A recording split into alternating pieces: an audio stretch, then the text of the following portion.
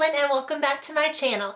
Today I'm going to be doing the first video in a 4-video series which will be on planning a novel, and I actually got the idea for this from a Twitter DM, which was a request for a video, or it was actually a request for advice, and it was about how to plan a novel whenever you have an idea.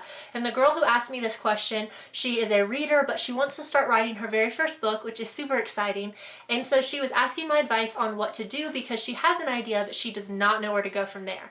So I decided that instead of just answering her question in a DM, I would make it into a video so that all of you could benefit hopefully as well. And I was going to make it one video, but as I was planning it out, I realized that there's a ton of stuff that goes into this that I needed to break down into multiple videos. So we're just going to do a series on how to plan your novel from the beginning, from the start. What do? I have an idea and I don't know where to go. The 4 videos that will be in this series are this video, which is on the 3 types of writing styles or strategies and the pros and cons of both. And then the next video will be, you have an idea, where do you go from there? And then the 3rd video will be on outlining and different resources and strategies for outlining. And we're going to be getting a little bit more technical and talking about like arcs in stories and kind of the path or pattern that most stories follow and how you can pattern your story as well to make sure that you hit all of those important points. And then in the 4th and final video, we will be talking about character profiles, unless I decide to add more videos, which is highly possible, but we'll see at that point. For now, those are the 4 videos that are planned for this series. If you guys have any other requests though for questions or whatever that you have about planning a novel, leave them in the comments, and again, I can always add other videos into this series if you would like to see those. But for now, we're going to be talking about the 3 types of writing styles or strategies and the pros and cons of both. Fun fact, this part and then the 2nd video about what to do after you have an idea were actually one video, and I actually already filmed that video, but it was like 40 minutes long. So I decided to break them up, and in order to do that, I needed to completely re-record both of them. So this is actually my 2nd time recording this, but thankfully I already know what I want to say, so hopefully I can be concise and just cut right to the heart of it, talking about these 3 writing styles and the pros and cons. Now, the reason that I wanted to start off with this is because I personally think it's really beneficial to know what kind of a writer you are and how you're going to approach the writing or drafting process, and to know what the strengths and weaknesses are of your style so that you can know that in the back of your mind going into drafting, what you might want to look out for, and the strategies that you can use in order to kind of fix some of those weaknesses or strengthen some of your strengths. Without any further ado, let's jump in and get started. Alright, so I am currently about to start planning my 4th novel that I've written and the 2nd book in the What Lies Above series, which if you don't know, if you're new to my channel, What Lies Above is my debut novel, which is coming out on August 29th of this year, 2020, and I'm currently about to start plotting and planning the 2nd book in the series, which again, as I mentioned, is the 4th book that I've written. And I personally have gone through all 3 of these types of writing styles that I'm going to be talking about as I've written. I've written 3 books so far, about to write my 4th, and I've used different mashups of these 3 types and individually use these 3 types to plan all 3 of my books. And as I talk about them, I'll kind of have some like anecdotes about my personal experiences with them, as well as, again, the pros and cons of each.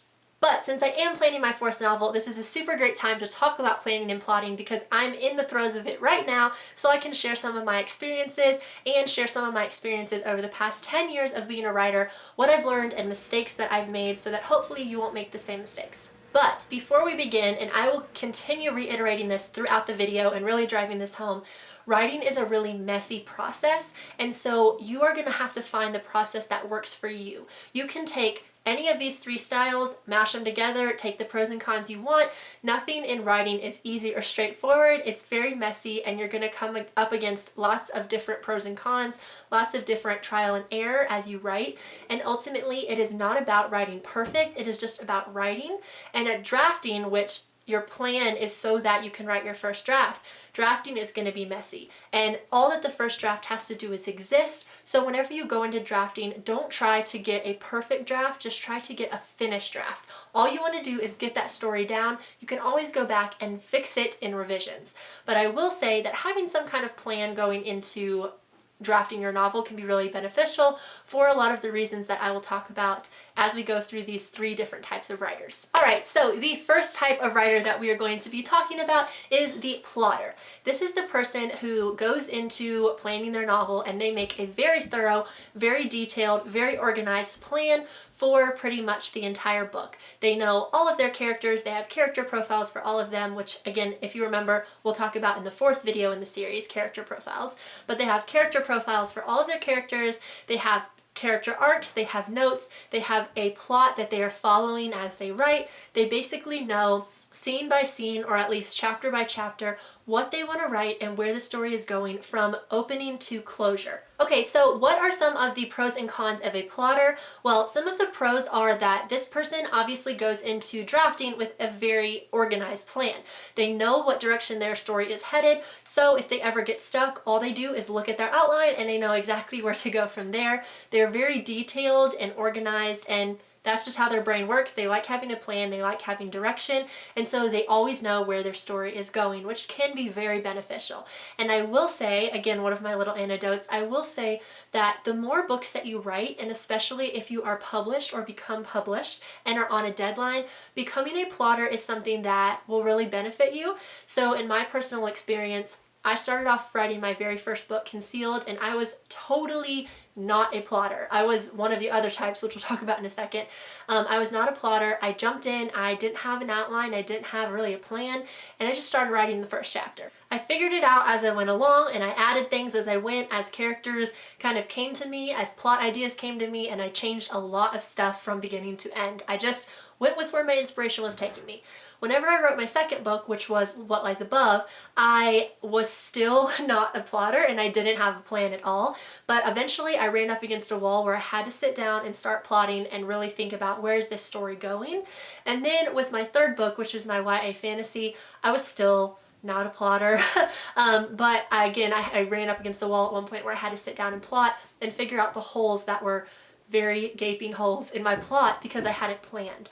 And again, I'll talk about that in a second with all the other types, but the reason that I share that is because my process has actually changed quite a bit. Going into writing my 4th book now, which is the second book in the What Lies Above series, because my debut is coming out on August 29th, I have an audience now that is expecting a sequel. I have early readers that are already anticipating the sequel, and then once the book comes out, I will have new readers who want to read the second book. Because of that, I have a deadline that I need to have the draft of the second book done and edits and revisions and a publication date. And because I'm working up against the deadline, it means that I need to be a lot more organized and structured so that I make sure that I meet all of my deadlines. Because of that, I've had to change my process and I've had to become way more of a planner or plotter over the years, and that will happen the more books that you write, and especially if you become published, your process is going to change. And like I said, that's why you want to find what works for you, and it's okay if you change your style over the years. There is no right way to write a book. There's no right way to plan a book. It's just up to what works best for you and what helps you get that story down. So the second type of writing style is the pantser, and this was the kind of writer that I was for pretty much my first 3 books. I just jumped in with very little concept, very little of an outline, and not much of a plan. I just jumped into chapter 1 with maybe like a handful of character names, some maps that I had drawn, which I will show you some of those things that I have kept from all of those books, and I will show you that in my next video, so stay tuned for that. But I had basically like a little bit of information to go off of, but I just jumped right into the story and started writing, and I saw where the story would take me.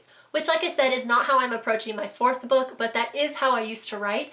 And for me, one of the main reasons that I did it is one of the pros of this writing style, which is that I was able to use my inspiration to drive the story. So that's one of the pros of being a pantser, is that you really let inspiration and imagination drive the story, and there is some magic in that. Being able to sit down and listen to your characters, which I know sounds crazy for people who aren't writers, but if you're a writer, you know what I mean. Listen to your characters and feel the heart of the story, feel where it's going, and be able to let that determine what happens in the book. There's something so magical and special about that, and I loved that aspect in writing my first 3 books, just kind of following the story and seeing where it went. That inspiration can often make the story feel exciting. You figure out things, you have breakthroughs, and you come up with new ideas as you go, and that excitement can often translate onto the page as engagement, and readers feel that excitement, that pulse of the story that you were following as you went.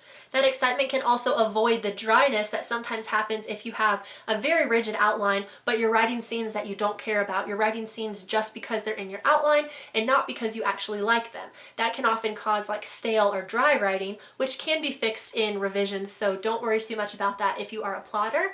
But if you're a pantser, you can avoid sometimes that dry writing by having that excitement and inspiration and passion for writing what you're writing. But that often can tip the other direction and create the biggest con, which is that whenever you are pantsing a story and you don't really have any idea where it's going, it can tangle the story up and you can have inconsistencies and incoherent things in the plot or the characters because you don't have any outline to go off of. And again, I'll talk about this later in some of the other videos in the series, but if you don't have any outline, if you don't have any character profiles or any notes, you might end up having a character with blue eyes in the first chapter and that same character has green eyes in the 10th chapter because you don't remember what you started off with. So having some plan and some notes, even for pantsers, can be really beneficial. But if you don't, this is why it's often a con with pantsing. You end up having a lot of headache later in revisions trying to untangle all of the little messes that you made just charging headlong into the story, and you'll eventually have to fix up all of those plot holes that you might have left hanging because you didn't have an outline that you thought up front, okay, this ties together with this, and I'm gonna conclude this plot thread here and finish and tie it up, or continue it into the second book, which again, if you're writing a series, I would highly recommend planning some, because if you start off a plot thread in the first book that never gets tied up, it's going to become a plot hole, and then you'll have readers in the second book wondering whatever happened to that character or that plot point, and you don't want that to happen. You want it to be coherent, and you want all of your plot points to be tied up in nice little bows in the story.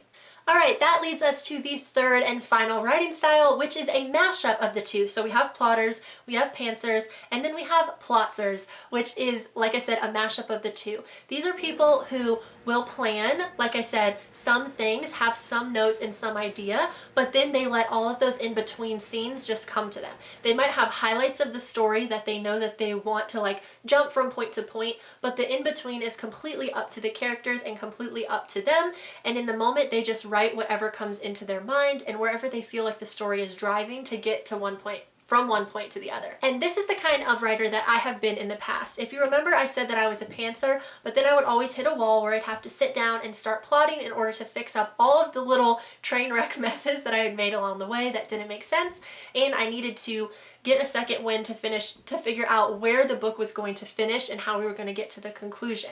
This is what I consider to be pantsing or plotting. Whenever you kind of have a mix of the two, you start off by just jumping in like a pantser, you're eager, or you might have some notes, but then eventually you reach a point where you have to sit down and you have to plot and you have to figure things out, so you end up being a plotzer.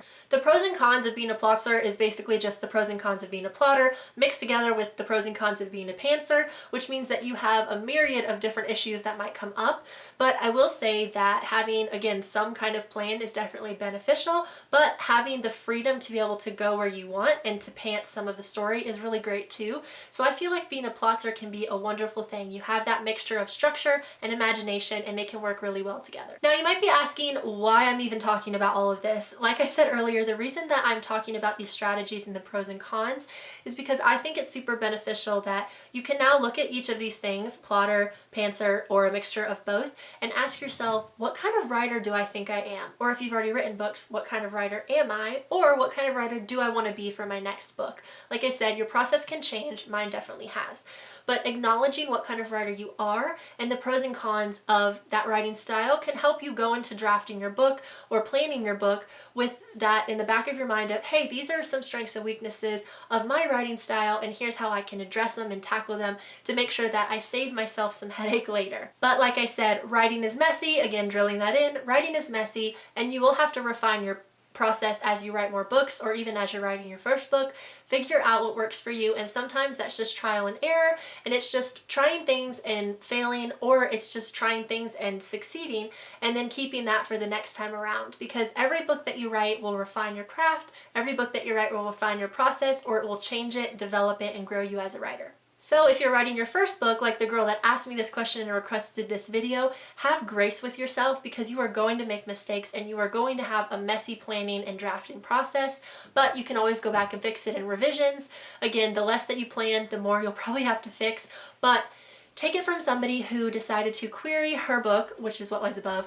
I queried What Lies Above with one point of view, and then I decided that I wanted to add a completely second point of view, which meant that I had to overhaul the book and rewrite it with basically double the amount of pages, double the story, and that point of view was not linear with the point of view that I have, so I had to basically write a completely other story and mesh them together and make sure that they were coherent. So I've definitely gone through my set of challenges with all of my books. That's just one instance of where I decided something halfway through that I wanted to change, and even though it would have been very beneficial if I had known that up front, I don't regret it for a minute how I came about deciding to add the point of view. I think the book's much stronger for it, and it strengthened me as a writer and helped me a lot to realize that processes are messy and writing is messy, but all that the first draft has to do is exist, so don't be too hard on yourself if it's messy. To wrap up the video, I actually want to read something to you guys that is directly word for word off of my script. I normally don't read directly off my script for any video, I just use it as a guide, but what I wrote here I think is really good and really profound, and I want to leave it with you all, and I know that I could not say it verbatim, I could not remember it all, and I definitely couldn't summarize it as well as I wrote it, so I decided I'm just going to read it right off the script for you guys. So this is what I want to leave with you. Writing is messy. Don't be afraid. Having a little idea and thinking of writing an entire book can be overwhelming and daunting. Don't be scared of the process. I have revised, changed, fixed, and rewritten What Lies Above more times than I can possibly count. And the first draft was a train wreck, to be honest. It really was, guys. It was. And some of you guys read that first draft, so whew. Anyways, it can be a train wreck, to be honest. It took a lot of work to polish it to the place that it is at today, ready for publication. Planning can definitely help you go into drafting with purpose and direction, especially if you are on deadline and have to stay focused. But writing books is not always about following a strict path and then publishing books like clockwork. Books are made of mistakes and magic moments, discovering new twists, and feeling that renewed inspiration take over. They are made of breakthroughs and frustration. Everyone writes books differently. Hopefully these tips helped you, but they aren't rules. No one can write your story but you. So I just wanted to read that to you guys, like I said, off my script, because I think that it's so true, and that ultimately I can give you all the advice and tips in the world about process, but trial and error is what has grown me as a writer and what will grow you. And I know that can be scary up front, thinking about all the things you'll have to go through to strengthen yourself as a writer, but it's also such an amazing journey and an amazing process. And you have this community. If you ever need any advice or anything, find me on social media, comment on a video, reach out to me. I would love to encourage you. I'm thankful for all the encouragement I've had and for all of the mistakes I've made along the way so that I could learn from them. So don't be scared going into the process, especially if this is your first book. You will make mistakes, but don't be afraid because it will strengthen you as a writer. And again, writing is messy, but you're the one that has to figure out what works best for you so that you can write that story that you want to tell. That is all for today's video, you guys. Thank you so much for watching. If you want to connect with me on social media, then I will leave all of my links down below in the description box. And make sure that you subscribe to my channel so that you do not miss the next 3 videos in this series and all of the videos I will have after that. I actually have several requests in the queue for videos on everything from editing a book, which is also a huge topic that will probably be broken up, but I have editing a book, growing an author platform, fan casting, What Lies Above, just a lot of requests for videos that I will be doing in the future. So make sure you subscribe so that you can stay up to date with all of the content that I put out there. Thank you guys so much for watching, and I will catch you in my next video. Bye!